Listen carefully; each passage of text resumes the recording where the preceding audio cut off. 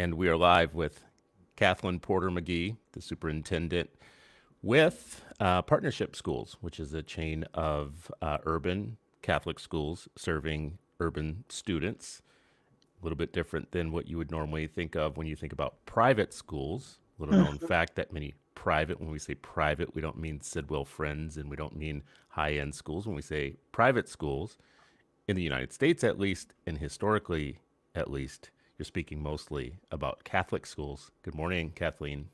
Good morning, Chris. Thanks for having me. I'm happy to have you here. I also see that you are Pahara Aspen Education Fellow. As you are. As I am. You know, I've joined Yes. the team, joined the club. They let What me cohort are you? in. This one, actually, 2019. Yeah, so it was last year. Yeah, and here's the Mark Twain thing. I don't trust any organization that has me as a member. Exactly. No, I love Pahara. You have been a long-term leader and proponent just on school reform and improving education, period. But, to a certain extent, you're the only one in my network that has a particular focus on Catholic education, Catholic schooling. To be very honest with you, you know all the same people that I know in what I call reform world. And I maybe can think of one person at the education or the philanthropy roundtable in DC who has said anything to me ever about Catholic education, but that's it. So Wow. one other person. So talk to me about right now where we are with the seeming like decline in Catholic schooling and what is happening on the Catholic schooling landscape. How are we doing in numbers and students and all of that? It's a scary moment, honestly, for urban Catholic education in particular.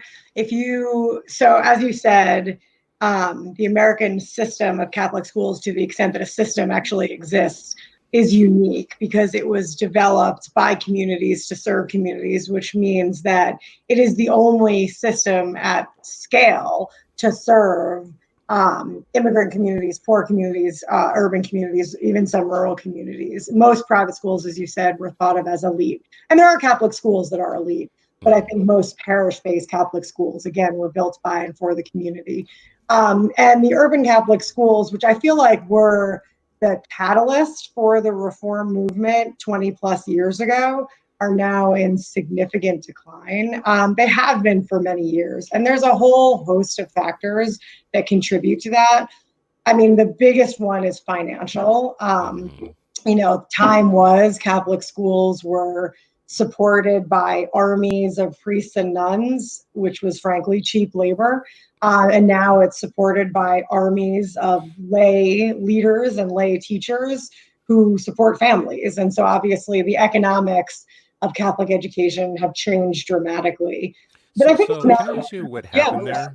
When I was a kid, in New Orleans, we had a very strong Catholic school system in New Orleans. It was basically... It still is, yeah. Yeah, it still is. And it was basically like a part of the overall system. Working class people, poor people, everybody went to Catholic schools who could go there. But it was really like priests, nuns, brothers, teaching.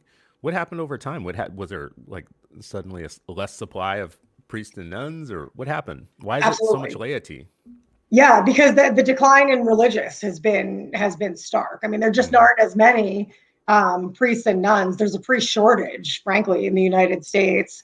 The number of religious women has declined dramatically, and it really was religious women who most of the parish-based elementary schools were led by sisters, by nuns, and there are just far fewer of them today. So across our schools, when I first started, we had two nuns, Sister Patrice Owens, who's the principal of Immaculate Conception in the Bronx, and Sister Anna Teresa, who was the second grade teacher. Sister Patrice has now moved on to other ministry. She still lives in the community, but she is moving on to do prison ministry. And Sister Anna Teresa, who is a firecracker and awesome, and everybody should have the chance to meet her, is our last teaching nun. And then there's one other who works in the office as well. So just our numbers have declined, and we've needed to bring in laity. And frankly, lay leaders are happy to come in and fulfill the mission of Catholic education. But again, it's very different when you don't have an order helping to support you and you actually need to support your family.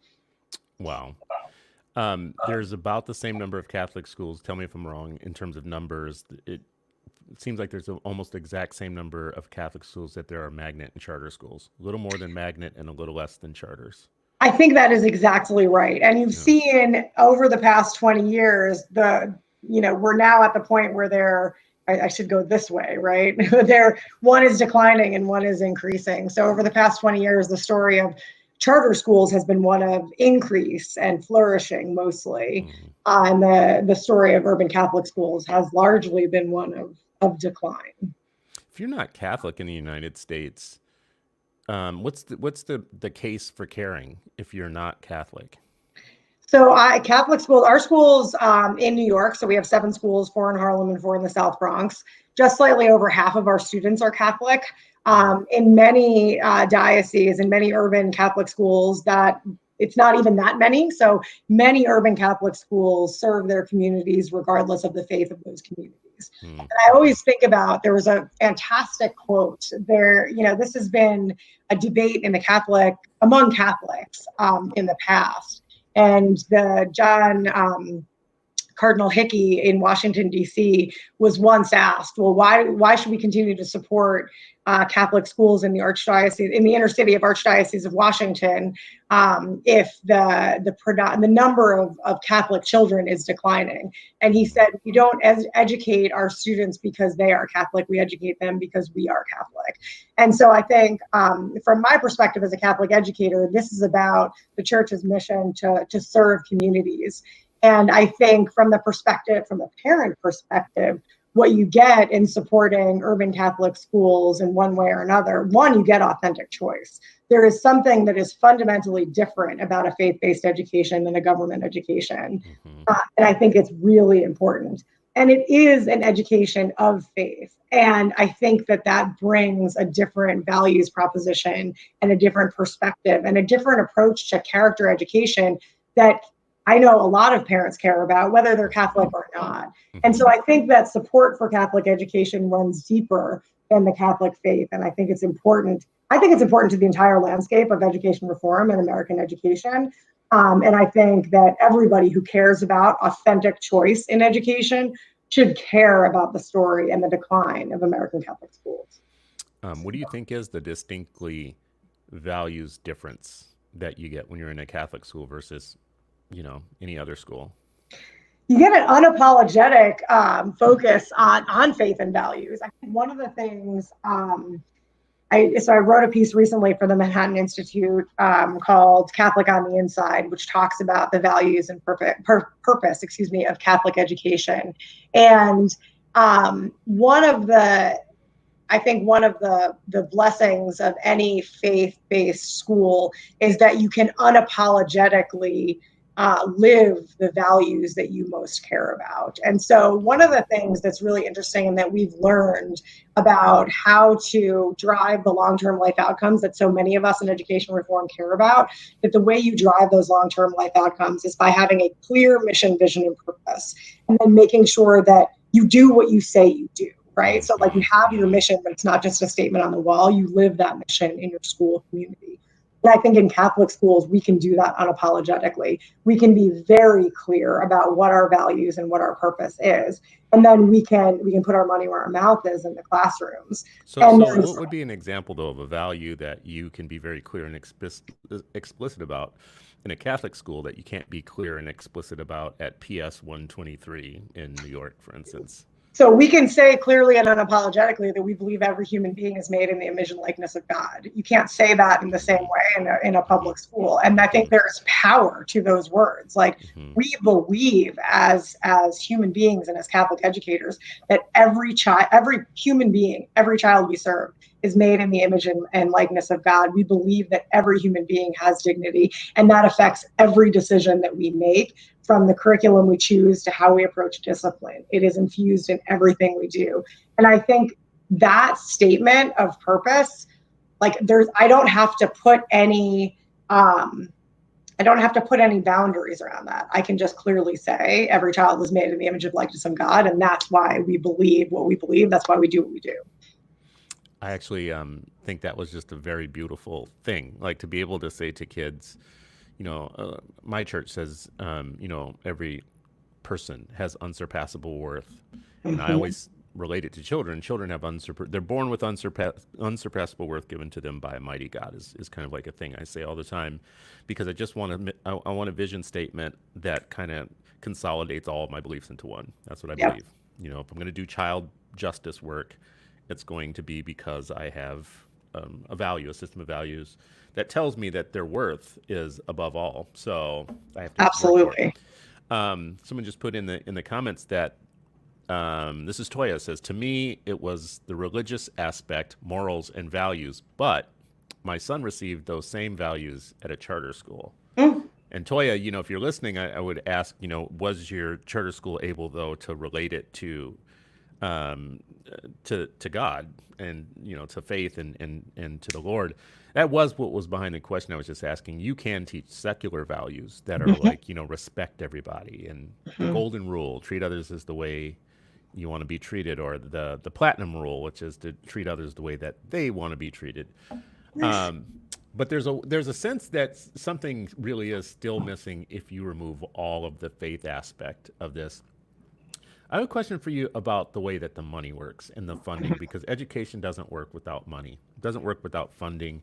Parents can't have access to things unless they have money.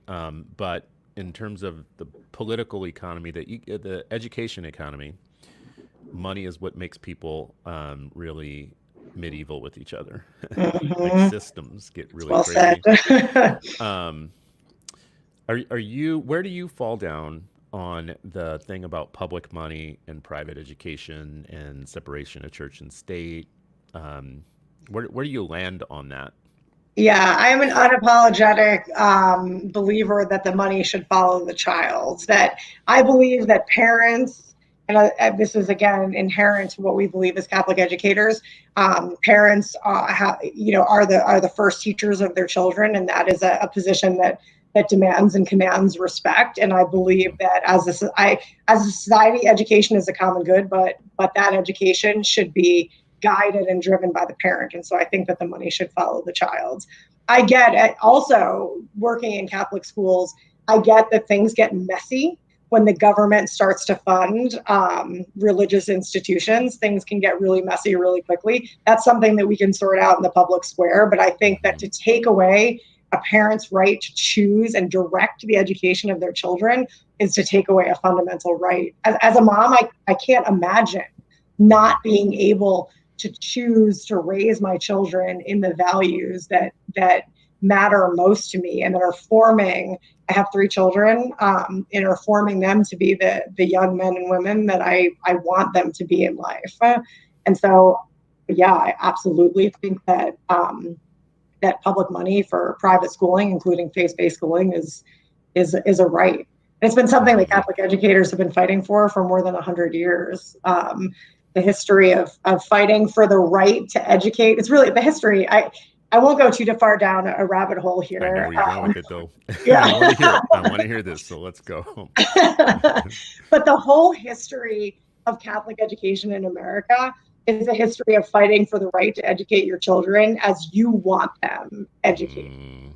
And this dates back, it was illegal in some places to have Catholic schools. There was a Supreme Court case about it, right? 1925, I think it was, Pierce versus the Society of Sisters, which was in Oregon. Was it Oregon? Was a court, right, that made its way to the Supreme Court about whether it should be illegal in the state of Oregon to have Catholic schools and whether students should have to go to public schools. And dating back, our oldest school, Immaculate Conception, in the South Bronx, which is actually my mom's alma mater. It was founded in 1854, in the height of kind of the nativist immigrant, riots and rebellion that were happening in cities across the country, and Catholics came together and said, public schools are unapologetically Protestant, and we need to have Catholic schools to make sure that our values that our children are being raised on our values. So I think it's a fight well worth having, and it's one that we've been having for a long time. I don't want to go too far down the line of like, when they took God out of the public schools, which is a thing that you can say, and you can have a whole show on that, right? Like, people Yeah. could come for a lot of different directions on that. But I'm looking at some Catholic school trend data that I did not know. And who is this? This comes from, let me see here, the National Catholic Education Association. Mhm. And I had it open because I never knew that the decline was so steep. So this says that in the early 1960s, there were 5 million, more than 5 million students in 13,000 schools. Mhm. And there was a sharp decline. It talks about the 70s and 80s, but by 1990, there were 2.5 million. So we went from Yeah. 5 million to 2 million, and from 13,000 schools to less than nine, like 8,700 schools, which is a ginormous decline. But I'll ask you about the values part of that. What does it mean when you start having that many number of people not going through a faith-based education anymore? I don't want to make too much of it because it's a theoretical point, but Yep. you're turning out every year a bumper crop of faithful, Mhm. values-based people, and then you have a steep decline in your production of Right. right. Right. Yeah. Um, what do you think about that? Is that a true point? I mean, do we really worry that like this is part of educating the society in a values based way? I think so. And it's interesting because I think I don't know the specific data behind it, but I think you could track that trend very cleanly along the secularization of society in general. Hmm. Hmm. And I think, gosh, we could have a whole show about that. I think that the secularization of society is is dangerous. Honestly, I believe that, like, one of the things that we believe in Catholic schools is that objective truth exists. Things are true or they are not. That's one of the things that leads us to believe, every child is made in the image and likeness of God. That is a truth. There's nothing we can do or say that's Hmm. going to undo that truth. It is. And I think that one of the things you see is it can be easy to move into a world of relativism, Hmm. where and Hmm. I think relativism can be dangerous because there is right and there is wrong. And I think that especially right now, as we're talking about standing up for what's right, that requires acknowledging that objective truth exists. It requires, helping students to find, like, what is the objective truth of our Hmm. world. And Hmm. I think that's really important. Like I have a little bit of goosebumps on that one because I believe the last few days I've been trying to articulate this idea that people have become very relativist. Like there is no right and wrong anymore. It's just like whatever your party believes, whatever your Mm-hmm. politics believes, you pick and choose the truth based on what you believe, but not on objective truth in the world. So you're responsible to nothing. You have no Exactly. accountability. No accountability. You're not. I do think, and you may have seen me tweet this though. There is also, I think, there's something that goes along with that is driving me crazy, which I call both siderism, which is the Mm-hmm. inability to be able to judge things and call them what they are. So you want to do the kind of cheap, broad-minded thing where you just say, "Well, I see both sides. I see Yeah. all sides." And I like to say there's no two sides to murder. There's no two Right. sides to rape. There's no two sides to evil or to doing things to people. Um, do you think that that is just where we are and that's where we naturally would have been anyways, or is that part of what you're calling the secularization of the United States? Ooh, that's a good question. Gosh, I don't think we would be, I don't think that's an inevitability. And because I don't think it's an inevitability, I do believe there is work we can do to make sure we move away from that. Because I do think the idea that we don't call evil by name is itself evil, right? Like that we have to be able to as a society to call out right from wrong, to call evil by name, because otherwise it'll never stop. Mm. What caused that? I don't know. Can you point to just the secularization? No, I'm sure not, because part of it, right? It's the classic pendulum swing. There's no question that religion has also been used by some groups as a tool of, like, sort of righteous oppression. And Hmm. so Hmm. I think that so in our search for objective truth, we need to call that evil by name as well, right? But that's where the goal is not to get to a point where we're at both siderism or we're at a point of moral relativism, but where we say, no, there were excesses, but what never changed was what was objectively true and what was objectively right. And we always need to be moving towards that truth and moving towards that right.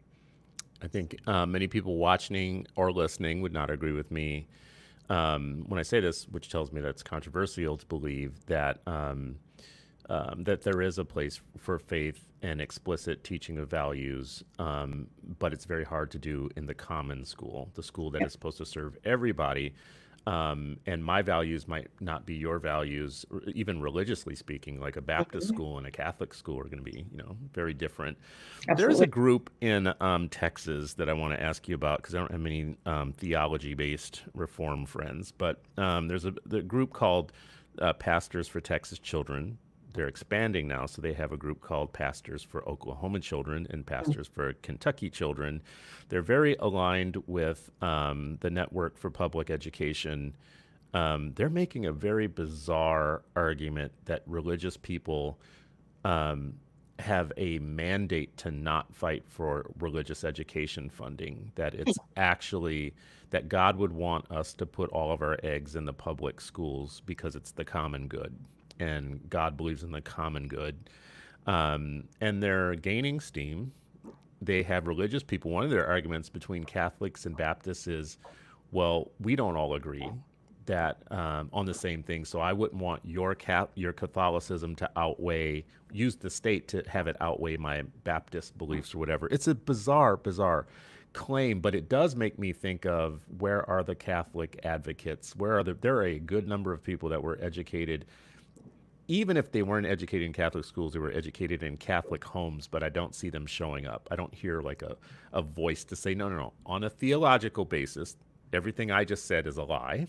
Right. First of all, there's no like passage in the Bible that says thou shalt turn, should render to Caesar your children. There's nobody who says that, right? Like I missed that part in the Bible, but I honestly don't see the advocates. I don't see the voices, and I wonder where they are. Yeah, I feel like we're not as loud as we can be, right? I do think that, I don't know why. I mean, I think that there are some. I think Cardinal Dolan in New York has been an unapologetic champion for school choice in general, and for particularly in the fight in New York, but also nationally. I think there are several bishops who have also spoken out, maybe not in as organized a way, and maybe that's the problem. It's really interesting. Catholic Church is while being the oldest bureaucracy in the world, is also one of the most decentralized, which means that every parish is its own independent entity. Every diocese is. Every bishop has its own. So that doesn't mean that the bishops and pastors and Catholics don't work together. It just means that it's harder. And it's interesting because I think on one level that is a blessing and a particularly to Catholic education. When I think about Catholic schools, we are community institutions first and foremost, and that is one of the things that I think gives Catholic schools their strength. And so I would never want to completely take that subsidiarity away from the Catholic Church and from Catholic schools and from Catholic leadership. But I think it does mean that our collective voice hasn't been as loud on issues that I think are important as maybe they could be. I think that's a really unique insight, that they're kind of like the original community-based schools. I mean, they're of the community, from the community. In many cases, they were funded by the community, and absolutely, in almost all cases. Yeah. I know in my family, my grandmother, all my New Orleans family were Catholic. I don't think I saw a Baptist until I left Louisiana, left New Orleans for sure. They were in mass every day. except for Saturdays. So it was 6 days a week. There was a period in Oh, my life, there was a point in time in my life where it was 6 days a week. It was like wow. every day. And I have to be very honest with you. It was the worst year of my life because I couldn't do anything bad because I knew the next day I had to like be writing, right back in mass again. That's Uh, strong. there was a lot of like freedom once I wasn't doing that every day anymore. Um, which makes me think too that this is going to be a very hard conversation to have because we have gone down the pipe so far to where, hey man, everybody do your own thing. Your values are your own values. Even within Catholic people, there's what I don't know where you fall on it, but there's this line around cafeteria Catholics, and Mhm. I did a project with a Lutheran national international Lutheran group that was studying the fact that millennials didn't want to be called Lutheran anymore. They were turning out the first generation of born Lutherans who didn't automatically at birth sign up for Lutheranism and become, they wanted to be called spiritual or Mm. religious or other things. Do you think part of what's going to really impact and hurt Catholic schools is not there being the same number of young people who then have children who are instantly seeing themselves as affiliated? Mhm. Yeah, the evangelization piece of it is a bit right, and Mm-hmm. that is a challenge for the Catholic Church. It's why it's interesting. I was having a conversation with Father Matt Malone. So he's a Jesuit priest who is the editor of America Media, America Yeah. Magazine, which is like the national Jesuit magazine. It's fantastic. And in a conversation over dinner one night a couple of years ago, he said, we keep having a conversation about how the church needs to save Catholic schools, when actually I think that's exactly backwards. I think we need Catholic schools to save the church. And I thought it Mm. was such a profound and powerful thing. Like the children we serve are the future of our church, and so we need to serve them well. That is our obligation, and that is the service that we provide to our communities. It's interesting too when you talk about the question of sort of like to each his own, and is a question of fundamentally of free will. Mm-hmm. Um, I've Mm-hmm. been grappling with this in a very real way, and I wrote a piece recently for America Magazine talking about this explicitly. That I think that some religious leaders, in order to um, in order to form virtue, they want to force virtue. And I Mm-hmm. actually think that that's exactly wrong. I think what we Mm-hmm. should be doing is embracing the freedom of our time, because our job, like we believe, another thing that we believe as Catholics is that humans have free will, Mm-hmm. and that it is the goal is to choose to do good, not to be Mm-hmm. forced or coerced to be good. So when we think about that at partnership schools and what it means to form virtue, it's forming habits so that you Mm-hmm. choose to do good. So you have the strength to choose to do good even when it's really hard. And so I think that we need to embrace that freedom. So we live in a relativistic culture, but that doesn't mean as people of faith that we need to act as if nothing matters. Like something Mm-hmm. matters, and Mm-hmm. we need to embrace that freedom and make sure we're using that freedom to do good. And then when I think about forming children and forming our students, we need to help that, like have them embrace that freedom and give them the tools of courage first and Mm-hmm. foremost. Because I think courage, it is the most important of all of the virtues, because it's what you need to to do anything else. Mm-hmm. And so I think that that's when we think about Catholic education, that's what we need to do. And I think one of the challenges that Catholic schools have faced that we don't talk a lot about is that historically we haven't, as Catholic educators, always been very good.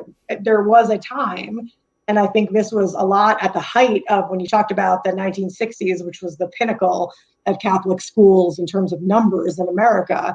It was a lot more virtue by force. And I think that part of the reason we saw the decline, some of it was financial, some of it was secularization, and some of it was the excesses, I think, of the Catholic education at the time. And so I think that Catholic schools have learned from the kind of the sins of our past, and now we need to have the courage to stand up and rebuild them. I think a lot of religious groups and schools and everyone is wrestling with the question of how much you have to like become part of the times versus you have to stick with your timeless values. Like there's a lot of people who will tell you God doesn't change. God is never changing. God is beginning, middle, end, alpha, beta. You know, it just is what it is. So Mhm. you can change all you want, right? But the society doesn't. That feels like your virtue could become your vice in that if you really believe you have to stick with it, but it's going to start losing you friends, and people want to participate because they want a much more free lifestyle. They want to kind of switch it up a little bit, not think the same things. Does that put us on on track for it? It really is kind of inevitable that eventually what we care about in terms of these schools will we're on path to have it just go away, you know. Yeah. But you know, because of the times, because of the way people don't want to be held accountable to any specific thing anymore. hmm I mean, that's why, part of the reason I feel like school choice in general doesn't just, I mean, I work in Catholic schools, but I mean, there are tremendous Lutheran schools. Schools of faith are so important at this time, again, because I think forming children in character and virtue and values is really important. And again, I'm not saying you can't do it in public schools, but I think you said it better earlier when you said it's just much harder. If a school is actually designed to serve all values equally, it is hard to make those unapologetic statements of mission, vision, and purpose. And that's why I think school choice is so important, because well, first of all, there's no such thing as a values neutral school. Let's be clear. Hmm. Even Hmm. even though public schools are meant to serve all, there are values that are being taught, obviously, in every, Hmm. at least I hope there are values being taught in every school.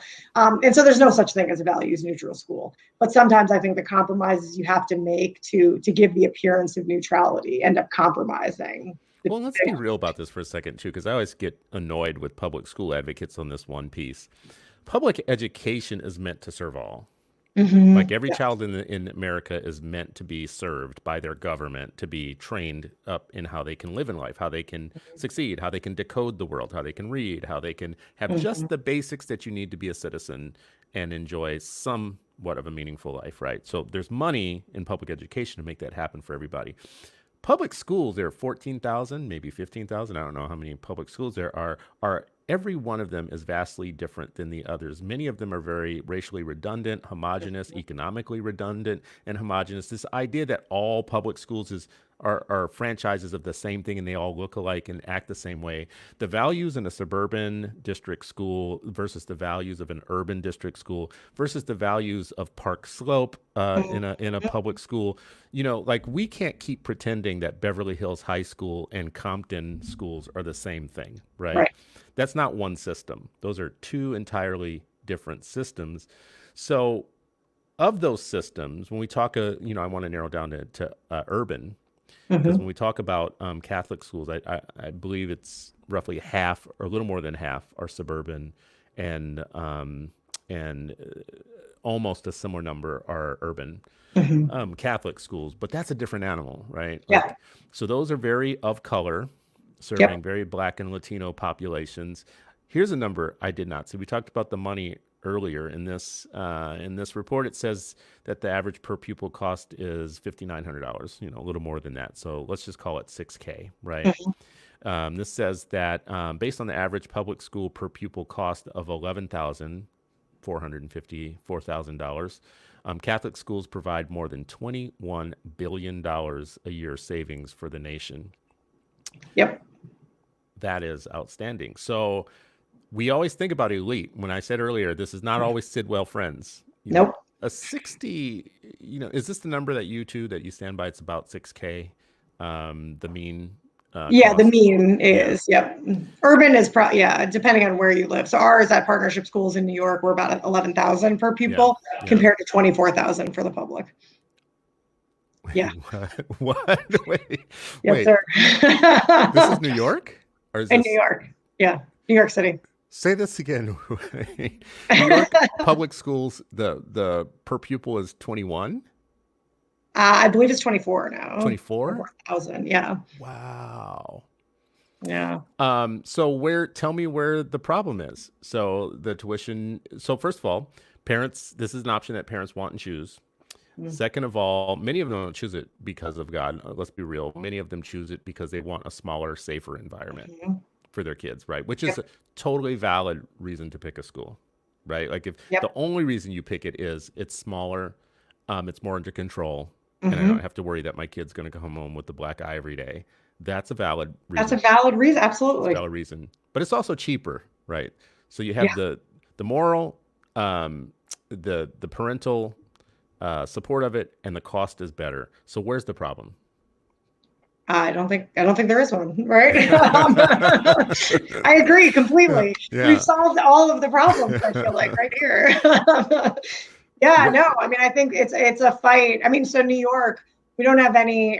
So again, our per pupil cost to educate is about 11,000 per pupil across our 7 partnership schools, and we get about $800 per pupil in mandated services from the state, and that's it. And the communities we serve, um, the average income level is about 26,000 a year in the most expensive city in the world. And so Mm, obviously we are not balancing our budgets on the backs of the communities we serve. And so the fundraising lift is huge. That's part of the reason we're seeing Catholic schools, particularly in non-choice states, decline so rapidly. The economics are just really, they're incredibly hard to work out. And you have to think creatively, you have to think outside the box. And this is where I think I always want to be really careful, because I'm a huge unapologetic supporter of public funding for private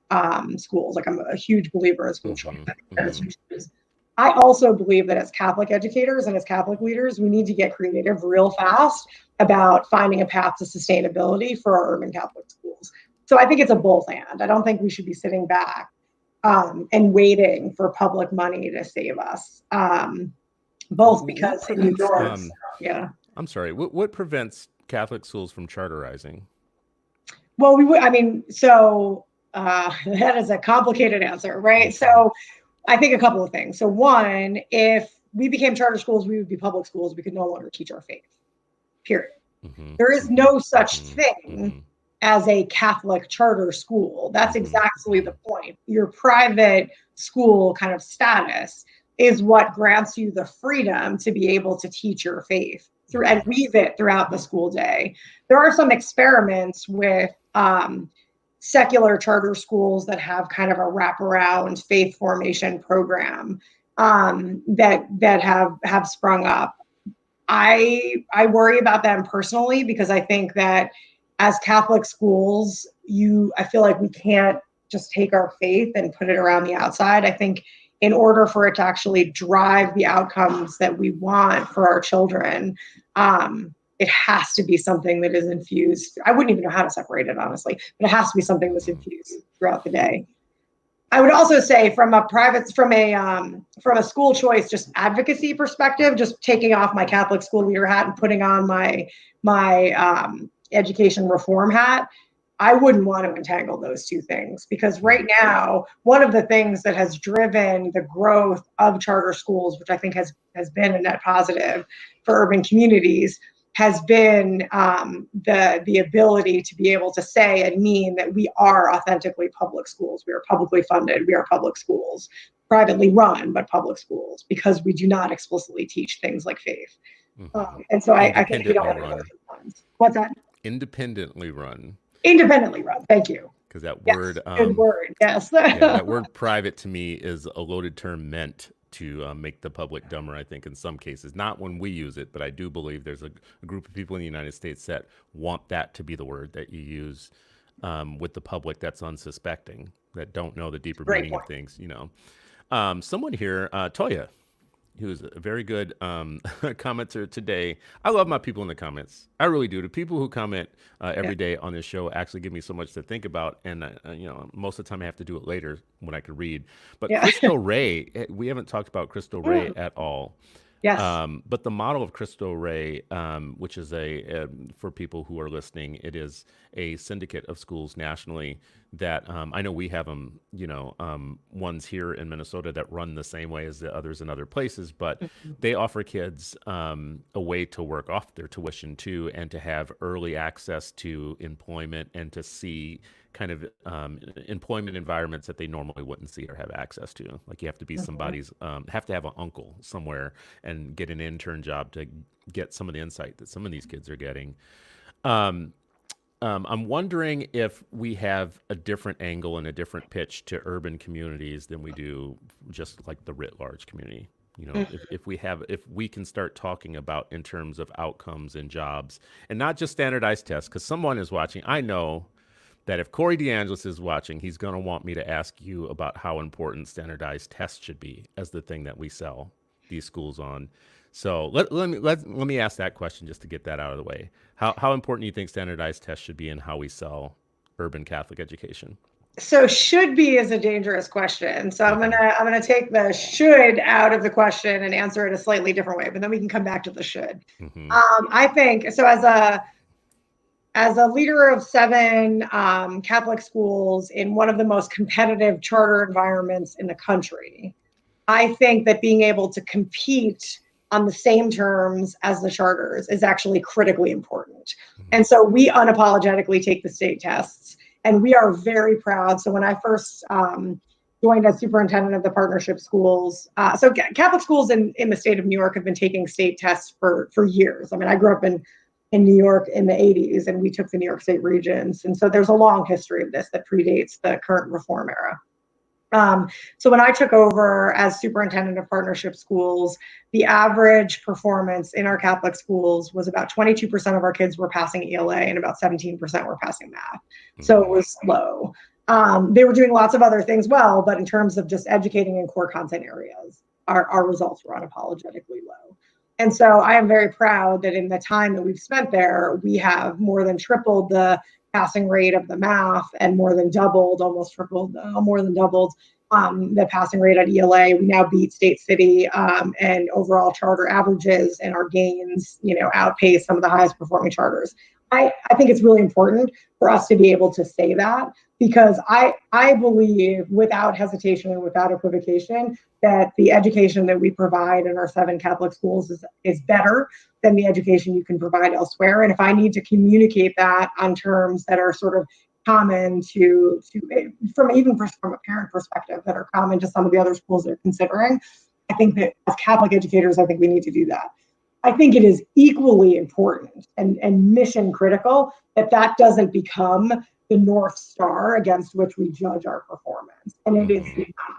So we've achieved those results in a network where we very clearly and unequivocally do not do test prep.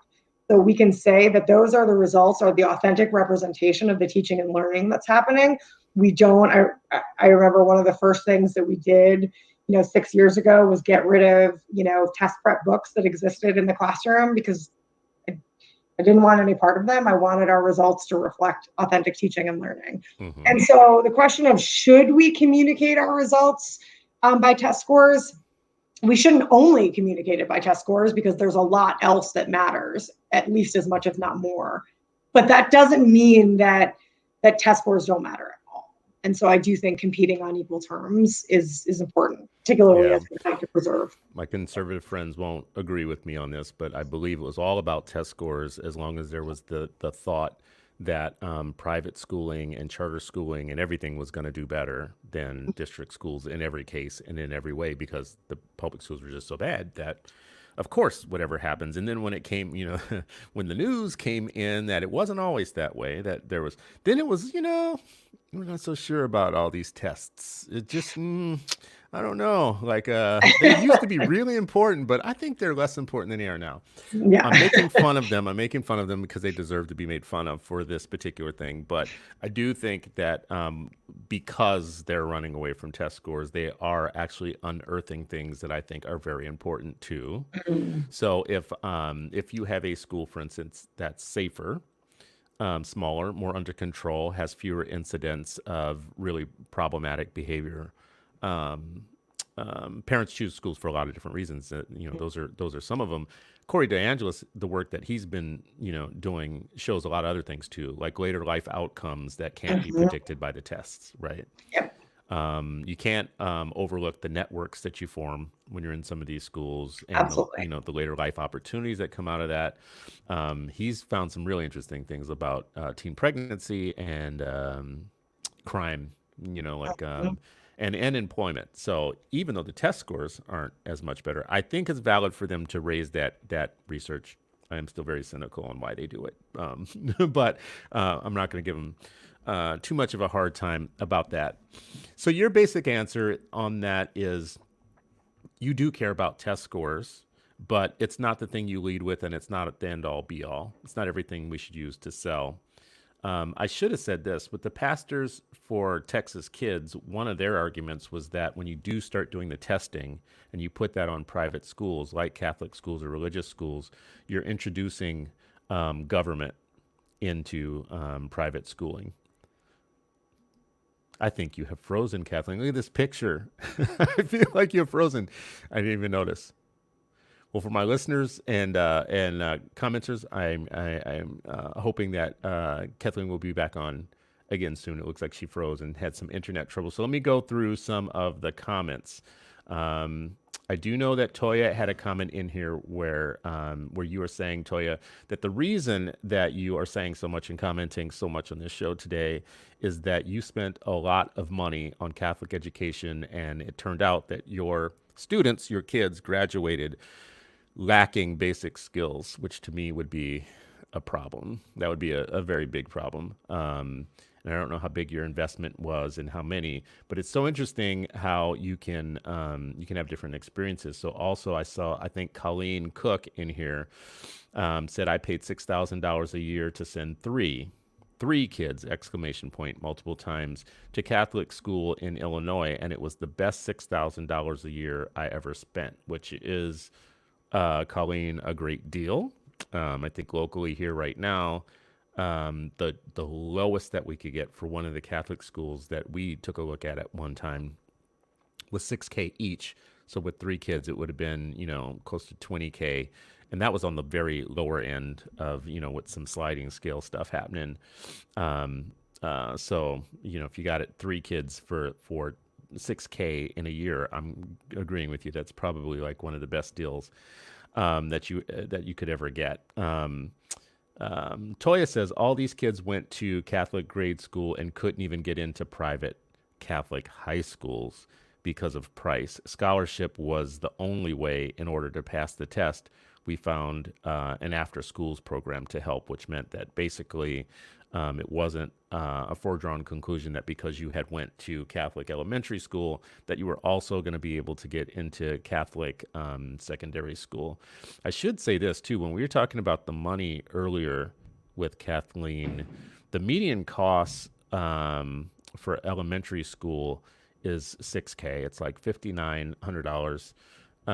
But for secondary, the cost jumps up a lot. So the mean cost for Catholic secondary per pupil cost is $15K, a little over $15K, $15,249 per pupil cost. So actually, I should say this too. Those are the costs, but the tuition is $11K, which means somebody is making up the difference between the mean tuition, which is about $11,000, and the per pupil cost, which is about $4,000 more. So that $4,000 does have to come from somewhere. Colleen Cook says, my sister in Louisville was paying quite a bit more, but to see what her kids got for the money, it was well worth it, which I think is fantastic. Kathleen, we have you back again. I was just reading through some of the comments. Went out.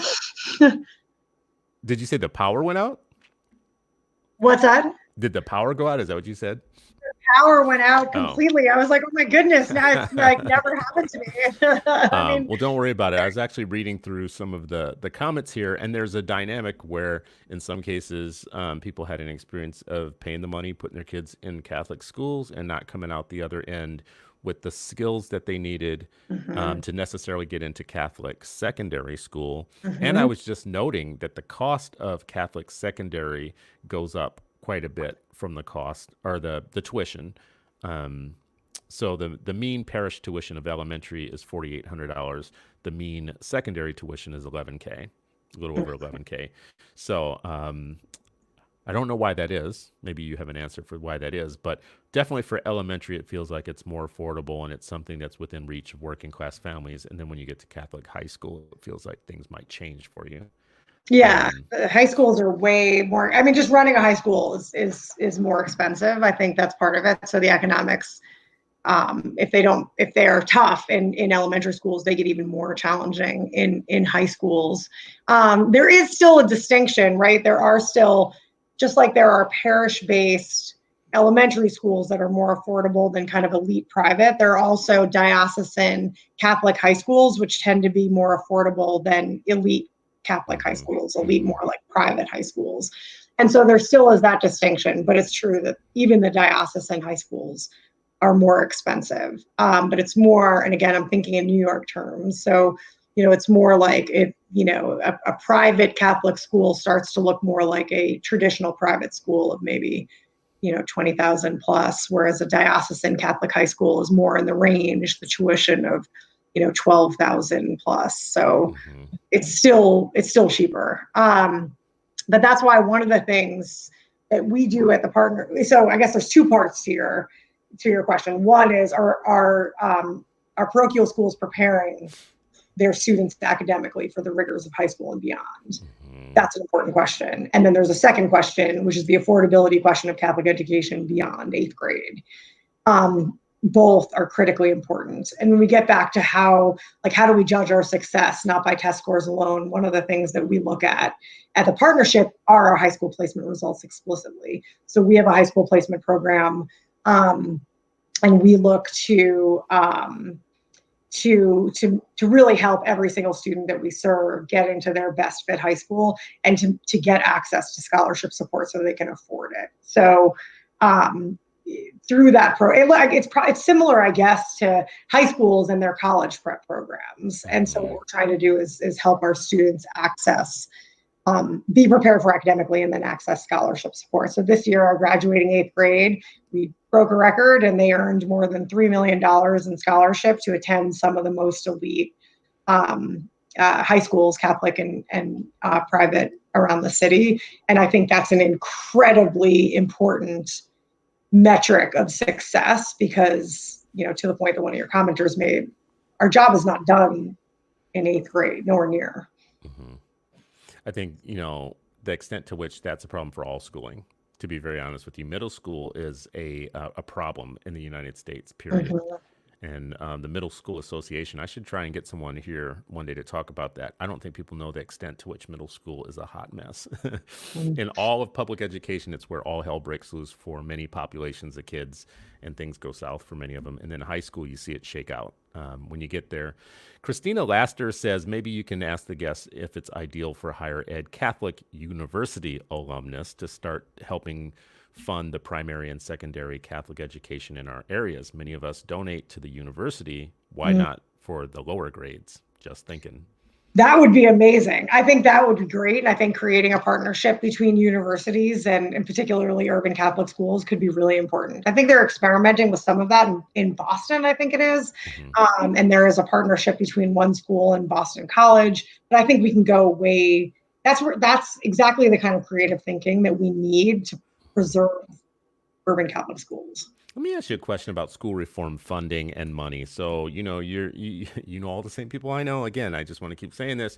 So everybody is like, on the grant hustle. Everybody like, has to work with a certain set of funders to get their advocacy program funded or to get their, legislative agenda funded or their nonprofit or whatever. So that just is what it is. That's all of nonprofit world. It's not just reform, but if I was a very wealthy person and I had been trying to spend money on reform for many, many, many years, and every 5 minutes I was showing up in the newspaper being hated by cultists, people are just so with public schools that they've lost all morality about how they talk about people and everything. Why wouldn't at some point you just like put all your dollars and your money into a system of private schooling, independent schools, and just leave the public schools alone as just kind of it is what it is. They're not going to change. So let's put all of our eggs in getting kids into schools that we can control and that are safe. Like if I was very wealthy, why wouldn't that be a good deal for me, for my dollars? I think for some it is. So our support at Partnership Schools largely comes, we have a deeply committed base of individual funders who have been supporting Catholic schools in New York for 20 plus years. And so I think some have made that trade-off. So we get less of our funding from some of the more, or not any, from some of the more like typical ed reform foundations. We get far more of our support from individual donors who I think have that mindset of I want to fund something different and something innovative within the Catholic space, but something where my support is going to go direct to kids, right, and to helping kids, and not so much to bureaucracy, and is not as much kind of, it's controversial. I don't want to say it's not controversial, because even everything, I feel like everything is controversial in some circles. Especially if you start talking about money, yeah, it gets controversial real quick. But I just Absolutely. wonder, about that. It's a thought exercise for me as I throw that out there. I don't know that I would suggest doing it, but it does seem to me that if I was making an investment, I was thinking about investments. You lose a lot of your investments with public school advocacy because you take a step forward and then two steps back, and then a step Yeah. forward and then two steps back, and you never really build up the infrastructure to keep the thing going that you want to keep going. And if you just for the last 25 years, if reform had just been putting money into alternative infrastructure and staffing and pipelines of staffing and all that, we might have a little bit more to show for it than the theory of change that we could do a hybrid with government schools. I know we have to wrap soon. The thing while you were gone, when you cut out Sorry. there for a minute, no, it's fine. When you cut out there for a minute, one of the things that I was bringing up was I had forgot that one of the points that Texas Pastors for Children is making in their arguments is around standardized testing. So their argument is vouchers and publicly funded money for kids to go to religious schools is actually a threat to religious freedom and liberty, because it introduces government into religious spaces, and that will fundamentally change those religious spaces, because now they'll have to dance to the tune of the government. Do you have any pushback on that? I mean, I don't want to dismiss the concern entirely, because it's real. I think faith leaders have to be vigilant to sort of protect the independence of the organizations they run. So it's not completely without merit. It's not a crazy concern. It's also a concern that rears its ugly head regardless of how much money we get, at least in New York. I don't know if you saw, I guess it was earlier this school year, I feel like, or maybe last school year, the fight over the substantial equivalency law. So there's a law in New York.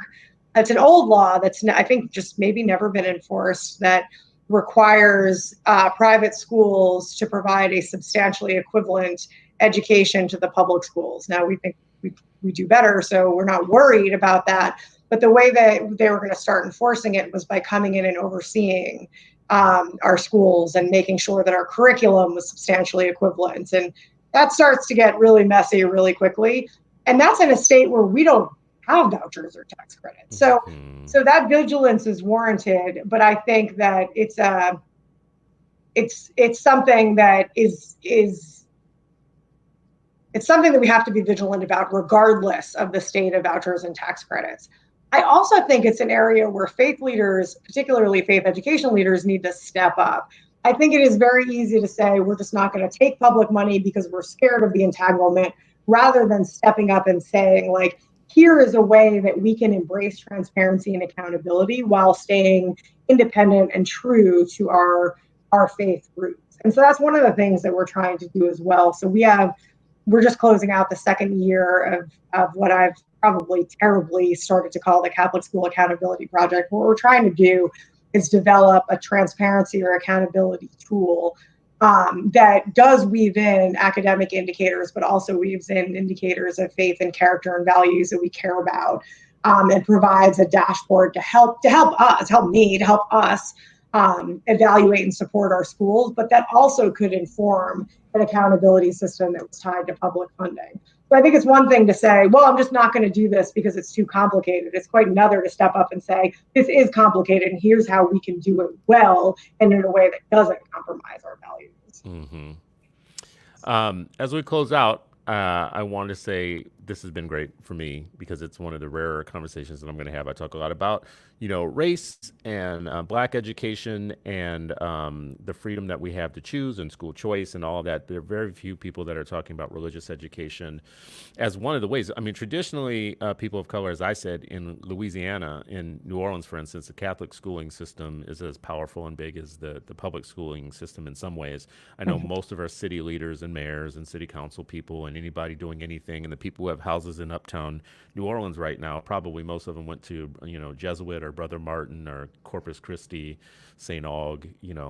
I did a year in Epiphany, and I make that sound like prison. I did a year in, in Catholic schools, but we just know as a society in New Orleans, for instance, it does produce for us, at least for our community. Can't speak for everybody else's, but it is production. As we close out, I would just say to you, you got a minute with Congress. They call you down. They say, Kathleen, we want you to come down, testify, give us a pitch, give your pitch why this matters, because we have so many money problems with education period and schools and whatever, why should we care about this thing that you care about so much about when it's a minority of students? It's a small number of people in schools. Congress should care for two reasons. One, because it's deeply connected to liberty. And if we care about preserving liberty, we absolutely have to care about making sure that all parents have the right to direct the education of their kids.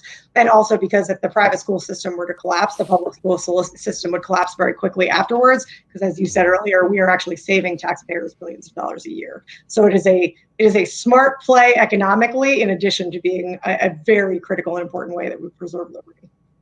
I love it. In this conversation we've talked about, there's an economic play here that is important for everybody to be thinking about, both for parents who are looking for an education. There could be a cost-effective way to get a good education, and for government officials and electeds that it's cost-effective. It makes a lot of sense.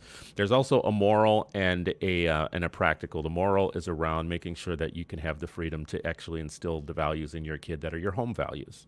Not like some watered down version of government values that, you should have a right. My house is different than your house. If I should have a right to send my kid to a school that validates and steeps them in my values. And I don't think that's separate from the public purse. And then, the practical, which is just in many urban environments, if you can find a school that's smaller, more under control, safer, it's just peace of mind to be able to go to work every day and know that you're not dropping your kid off somewhere where you have to worry about it all day. I wonder, if today is going to be as bad as yesterday. Right. What's some of that? So, Kathleen, thank you so much. I appreciate you coming on. While we have been talking today, your Twitter handle has been going across the bottom so people can find you. It's K Porter-Magee, so it's at K Porter-Magee on Twitter. You can also find me at Citizen Stewart, or you can email me at Christopher@activist.com. Any feedback on this show, thoughts for future shows, please share this with friends. This show, when we're done, will not be on Facebook anymore. We just broadcast on Facebook, and then it goes to our YouTube channel. So I will be posting on Twitter the YouTube version of this. We also broadcasted, by the way, on YouTube today, but I'll put the link out later. Kathleen, thank you so much. Thank you so Kathleen, much. I'm sorry. It's great to chat with you. I don't mean to rename you. Kathleen, thank you so much. Appreciate it. It's good. Thanks for having me.